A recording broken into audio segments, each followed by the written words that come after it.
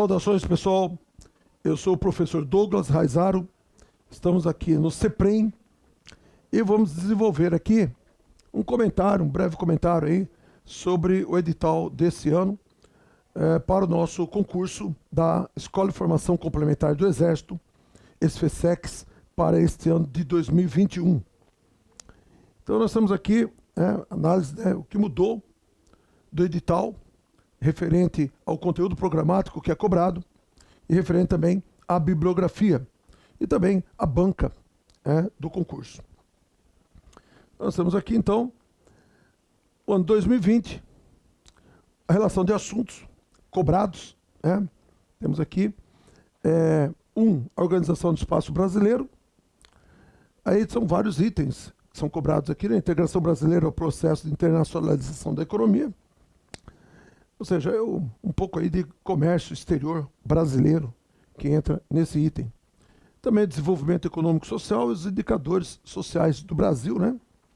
Que nós temos aí um momento de melhoria desses indicadores socioeconômicos até mais ou menos 2014.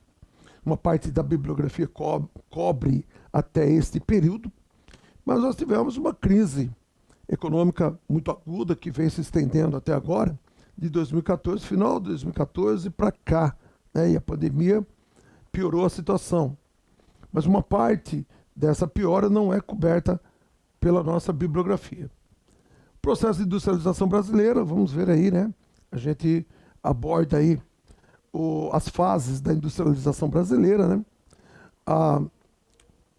A organização do espaço industrial no Brasil, a concentração e depois a desconcentração industrial, e também aí o processo atual aí de desindustrialização que vem ocorrendo e que marcou fortemente essa década de 2010. Nós temos aqui a rede de transporte brasileira. Aí vamos analisar os fluxos de transporte, a matriz de transporte brasileira, muito calcada no rodoviarismo. É bem verdade que estamos entrando agora numa nova era ferroviária, com diversas obras sendo desenvolvidas pelo interior do Brasil, né, buscando dar uma agilidade maior para esse processo, né, de escoamento das commodities. Nós tivemos um processo de comoditização do território brasileiro. E aí a necessidade de dotar esse território de uma infraestrutura técnica um pouco mais viável, né, para viabilizar os fluxos, facilitando o escoamento dessa produção que é muito interiorizada. Você pega como exemplo o Mato Grosso, um estado muito interior, e que é um dos grandes expoentes aí da produção agropecuária atualmente no Brasil. Você pega o Mato Grosso, é o maior produtor de soja, o maior produtor de milho, o maior produtor de algodão, o maior produtor de carne bovina. Como nós vamos, produtor segundo, terceiro lugar de outras commodities também importantes. Como vai escoar essa produção? Precisamos de uma densidade de redes técnicas, ferrovias, rodovias pavimentadas. Agora está ocorrendo isso daí, pavimentação da BR-163, que foi finalizada agora em novembro de 2019, e várias ferrovias aí, a Norte e Sul está praticamente concluída, a FIOL, Ferrovia de Integração S-Leste, está sendo executada, a FICO, Ferrovia de Integração do Centro-Oeste, também. Então temos que entender esse processo de levar essas commodities para o Arco Norte. Todas essas questões são discutidas aqui em rede de transportes brasileira. Questão urbana brasileira, processos e estruturas, né? Principalmente aí a dramática urbanização que tivemos nesse período dos anos 60 para cá, e também as redes urbanas brasileiras e sua hierarquia urbana. O IBGE vem fazendo estudos sistemáticos sobre a hierarquia urbana brasileira, porque ela vai mudando à medida que os territórios interiores são ocupados e vão surgindo novos núcleos urbanos, em função até mesmo dessa expansão da fronteira agropecuária. Esses novos núcleos urbanos passam, são revitalizados pelas atividades econômicas, cidades do agronegócio surgem, muda um pouco, o comando das redes regionais, e a hierarquia urbana ela se altera, por isso que o IBGE vem promovendo estudos sistemáticos. O primeiro foi em 1966, outro em 78, 1993, 2007 e agora o recente aí, 2018, é o REGIC, regiões de influência das cidades. Então a gente aborda essas situações também. Agropecuária, estrutura fundiária, problemas sociais, né? Tem a ver com a expansão das fronteiras agropecuárias para o Centro-Oeste, já para a Amazônia, impactos ambientais que também ocorrem, né? Como desmatamento acentuado do cerrado e já de parte da floresta amazônica, principalmente no arco do desmatamento, o arco da devastação. Vamos analisar a estrutura fundiária brasileira muito concentrada, né? Os complexos agroindustriais, estabelecimento do agronegócio. Isso tem a ver com a dinâmica de transportes também. Está muito tudo interrelacionado, né, na geografia. A população brasileira, vamos ver aí a estrutura, como foi o crescimento e a desaceleração do crescimento populacional brasileiro, que está se verificando agora, à medida que o Brasil vai caminhando, vai dentro desse curso chamado transição demográfica. O Brasil vai caminhando dentro das fases da transição demográfica, inclusive em 2020 caiu essa questão na prova, o processo aí de transição, em que fase o Brasil se encontra, as dificuldades ou não do Brasil avançar nessas fases. A estrutura, né, etária, a dinâmica demográfica brasileira, os fluxos migratórios, que tem ocorrido uma mudança. Nós tivemos, pega aí década de 60, 70, 80, nós tivemos fluxos centrípetos e também centrífugos, aqueles que vêm para a região mais dinâmica da economia, centro-sul e sudeste, centrípetos, e os centrífugos, que muitas vezes ocorrem perdas populacionais do Nordeste, do Sul, e que não exatamente vão para as áreas mais dinâmicas, vão para outras áreas, quando começa a ocorrer a expansão da fronteira agropecuária, a partir dos anos 70, para o Centro-Oeste. Então, fluxos migratórios que vão não para a região mais dinâmica, mas para as áreas de fronteira. São centrífugos, né, aqueles que saem da área central. No entanto, dos anos 90 para cá, tem predominado outros fluxos, alterações, né? Existe ainda uma persistência do fluxo do Nordeste para o Sudeste, porém ele diminuiu a intensidade. Temos ainda aqueles fluxos centrífugos, mas nós temos fluxos de menor alcance. Eles são mais intra-regionais, mais de um estado para o outro dentro da mesma região. Também fluxos mais urbanos, já que a população urbana brasileira já ultrapassa aí os 85%. Então ocorreram também mudanças nessa dinâmica demográfica de fluxos migratórios internos. Distribuição dos efetivos demográficos, o movimento está aqui, era esse item G. Esse é o item 1, que aborda esses aspectos. O que mudou para o edital 2021? Absolutamente nada. Sem alteração para 2021. É o mesmo conteúdo pedido nesse item 1. Vamos entrar agora no item 2. Questão regional no Brasil. É um item cobrado, sempre. Os outros itens, às vezes caem um ano sim, um ano não. Esse é cobrado sempre, praticamente todo ano. É a regionalização brasileira. Os modos de se dividir o território brasileiro em regiões. Nós temos oficial, a regionalização oficial, que é a do IBGE. O IBGE, Instituto Brasileiro de Geografia e Estatística, foi fundado em 1938. E de lá para cá, ele publicou, né, algumas regionalizações que são oficiais, são aquelas do governo brasileiro. Então nós tivemos a de 1941, a de 1945, a de 46, essa é pedida até hoje, a de 1969, que cria a região Sudeste, até como um reflexo, como resultado, consequência da dinâmica industrial muito concentrada nessa região Sudeste, porque antes não existia, né? Existia a região Leste do Brasil, né? Pegava Rio de Janeiro, Minas Gerais, Espírito Santo, Bahia e Sergipe, e São Paulo estava na região Sul.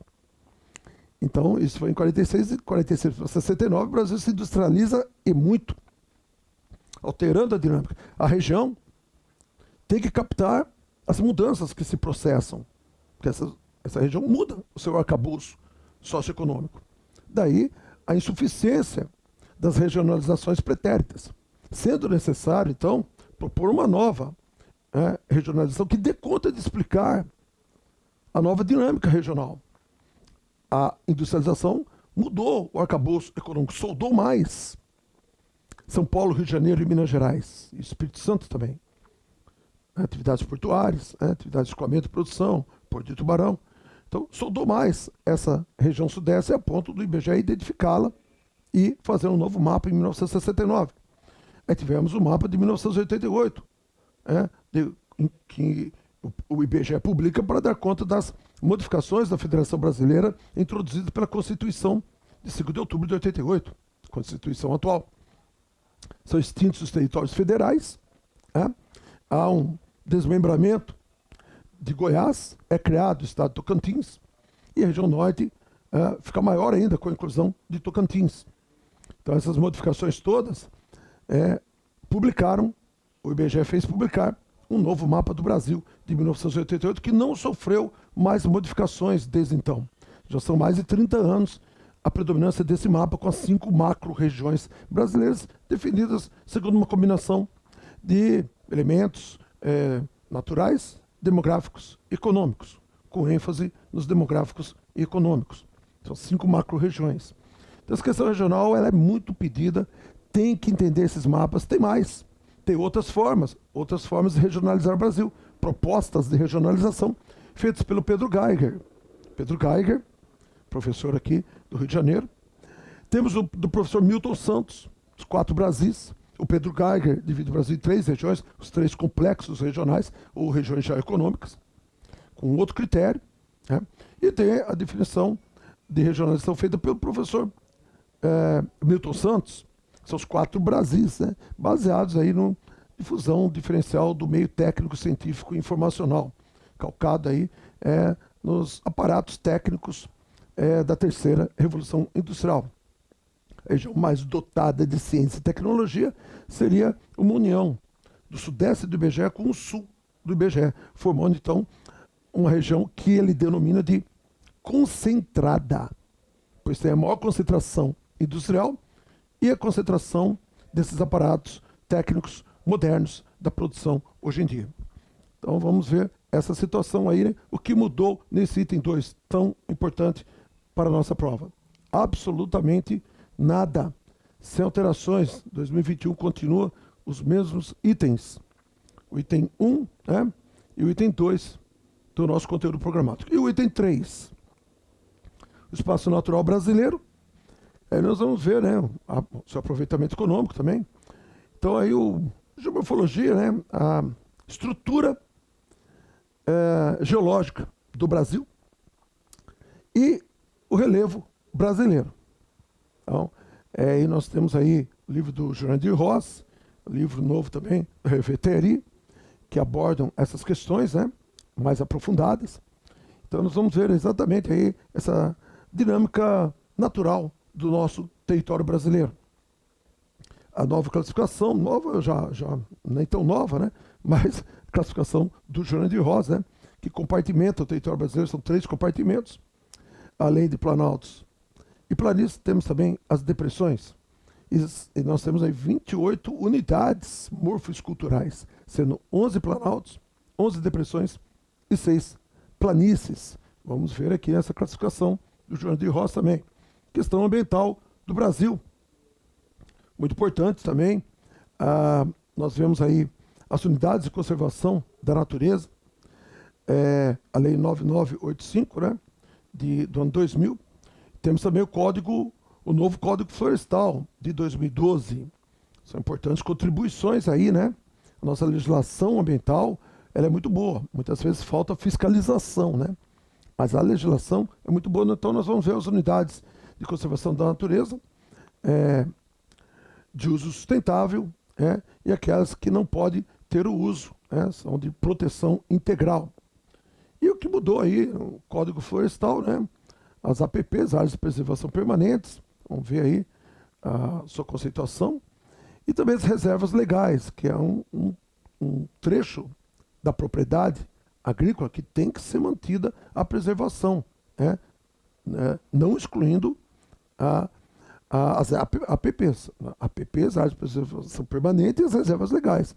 Todas têm que ser contempladas pelo proprietário rural.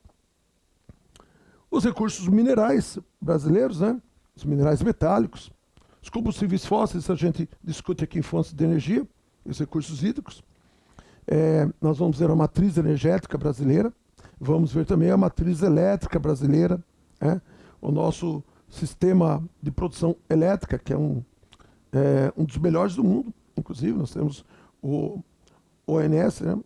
O Organizador Nacional do Sistema, Operador Nacional do Sistema, e nós temos aí uma integração, né? Um sistema elétrico interligado, o que facilita bastante com os diversos produtores de energia, isso acaba se diluindo no sistema, indo para as áreas onde naquele momento o consumo é maior, para evitar apagões. Então, um sistema muito bem formulado e interligado. Então, vamos analisar isso aí, vamos ver a parte da hidráulica também, né? A geração nuclear, eólica, os biocombustíveis, né? Vamos analisar toda essa participação aí. Biosfera dos climas do Brasil, vamos ver os domínios morfoclimáticos brasileiros e também a dinâmica climática brasileira, as massas de ar que atuam no Brasil, os tipos climáticos, vamos ler e interpretar os climogramas brasileiros, dos climogramas típicos de cada tipo climático.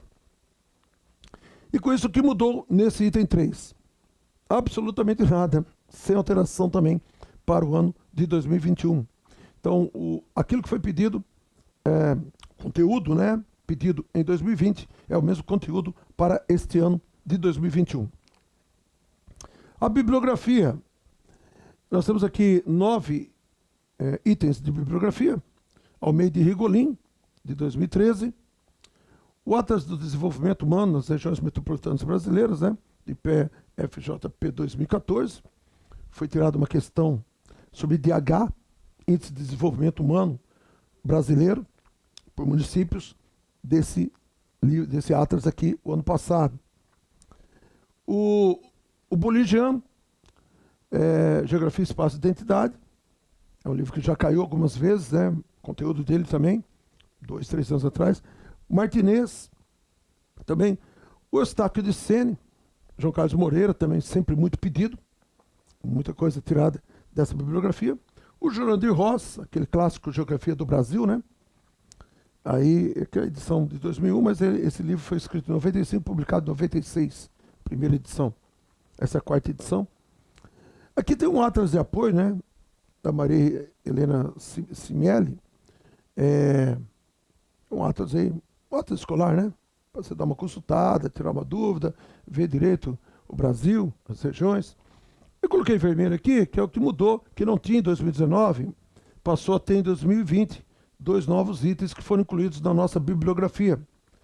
Esse fantástico livro do Hervé Terry, Atlas do Brasil, Disparidades e Dinâmicas, né, do território brasileiro, onde ele analisa todo o território, toda a dinâmica natural, econômica, Federação Brasileira, tudo, regional.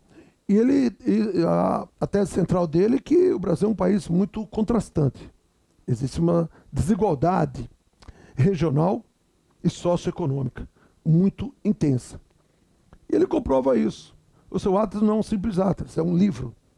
Ele tem lá toda uma sofisticação cartográfica, onde publica diversos tipos, baseado nos dados que ele foi coletando, né? Inclusive, ele até cita que a França, ele é francês, né? E na França é o país clássico dos dados, da coleta de dados para pesquisa científica, é o país clássico disso. Ele diz que atualmente no Brasil está mais fácil obter dados, desde empresas privadas até setores governamentais que publicam pesquisas e dados. Está muito mais fácil no Brasil, que é quase tudo de graça via internet. Está muito melhor hoje conseguir dados no Brasil do que na própria França. Ele conseguiu muita coisa assim, né? Sem ter que pagar por isso, só consultando na internet. Coisa que eu faço também quando eu estou atualizando uma outra coisa, ou fazendo alguma apostila, eu vou nas fontes, né? Já sei quais são as fontes, eu vou lá, busco. Às vezes eu mesmo faço o meu gráfico, né? Mas ele trabalha com uma cartografia mais sofisticada, né? Ele pega os dados brutos, ele transforma naqueles mapas todos que constam lá no livro, com uma análise cartográfica muito interessante, né? Aprofundada, inclusive, muitas anamorfoses, que tenta comparar essas discrepâncias, né, que temos nas regiões brasileiras. Um texto explicativo, né? Cada mapa tem lá um texto explicativo, explicando essa dinâmica toda, né? Da agropecuária, do meio ambiente, né? Da indústria, da dinâmica urbana. É um livro fundamental. No ano passado caíram questões desse livro e vai, claro, vai cair de novo agora. As aulas eu estou atualizando sempre em cima desse livro. Temos aqui o Teixeira, Decifrando a Terra, um livro que já fez parte, já esteve presente na nossa bibliografia alguns anos atrás. Eu não lembro, 2012, 2013, 2014, até 2014, ele saiu, agora retornou. É um livro denso, são 600 páginas esse livro, né? Ano passado caiu uma questão do Decifrando a Terra, foi um gráfico de uso da água. O gráfico lá, estava lá, uso da água, subindo lá as curvas, a curva máxima, quer dizer, o uso mais intenso é da agricultura, é a irrigação, né? Tinha lá a indústria e o consumo doméstico em terceiro lugar, a indústria em segundo, consumo doméstico em terceiro, mas era a agricultura, principalmente a irrigação, que tem o uso mais intensivo da água, era o que estava sendo pedido nesse livro. Eu coloquei em vermelho, porque é o que mudou de 2019, que não tinha, e passou a ter, inclusive aquele livro do Milton Santos, né? Brasil, Sociedade e Território, no início do século XXI, que ficou dando durante muitos e muitos anos aí, ele declinou, não está mais presente. O ano passado já não estava, ele saiu e entrou esses dois livros, esse mais atualizado, né? É o Reveteria de 2018, tá? É a terceira edição atualizada de 2018. É o livro mais novo da nossa bibliografia. O que mudou para 2021? Nada. Não mudou nada para 2021. Mantém a mesma bibliografia. Com certeza que muita coisa vai ser tirada aqui do Reveteria. É um livro difícil, ele é da EDUSP. Foi muito difícil eu obter esse livro, né? E parece que está esgotado, está complicado, né? Tem que procurar que uma ou outra livraria, talvez sem pedir na EDUSP, também não tem. Está aqui, Reveteria, terceira edição. Muitas vezes você vai comprar, o vendedor te empurra a segunda edição, que a capa é muito parecida. A primeira é de 2005, a primeira edição. A segunda edição é de 2013. A terceira edição é de 2018. Até quando eu pedi para uma loja departamental, eu olhei bem, estava lá a terceira edição, estava 2018, pedi. Quando chegou, depois de um mês, foi na pandemia, ano passado, depois de mais de um mês, 45 dias, chega para mim a segunda edição. Aí eu reclamei, me devolveram o dinheiro. Não, agora nós vamos aí para buscar o livro. Não vieram até hoje buscar o livro, estou com a segunda edição lá também, que está me servindo. Eu estou vendo o que mudou da segunda para a terceira, né? E aí, consegui comprar aqui no Rio de Janeiro. Acho que era o último livro que existia aqui nessa metrópole. Consegui, terceira edição. Então tome muito cuidado. Ao pedir a terceira, o cara te manda a segunda, né? Tem que ver o livro, pegar em mãos para ver. Aqui o Decifrando a Terra, né? Do Wilson Teixeira, que voltou para a nossa bibliografia, um livro muito bom também, muito ilustrado, explicando bem essa dinâmica da natureza, os intemperismos, né? A parte geológica. É muito, muito bom esse livro também. Vale a pena mesmo. Muito bem. A nossa banca continua sendo a VUNESP. Foi em 2020 que entrou a VUNESP, né? Para fazer a nossa prova. Se mantém a VUNESP, que faz o vestibular da Unesp, né? Universidade Estadual Paulista. E ela faz o vestibular da Unesp e vários provas para prefeituras, diversos concursos e órgãos públicos, né? Muito forte, muito consolidado, né? Essa banca. Valoriza e testa os conhecimentos do candidato. Uma mudança que ocorreu. Não mudou nada até agora, do que eu falei aqui, não mudou nada, de 2020 para 2021, houve uma mudança. Número de questões. São apenas 6 questões de geografia. Eram 8. Antigamente era, eu lembro que tinha acho que 15, depois caiu para 12, depois caiu para 10. Aí já estava um bom tempo com 8 questões.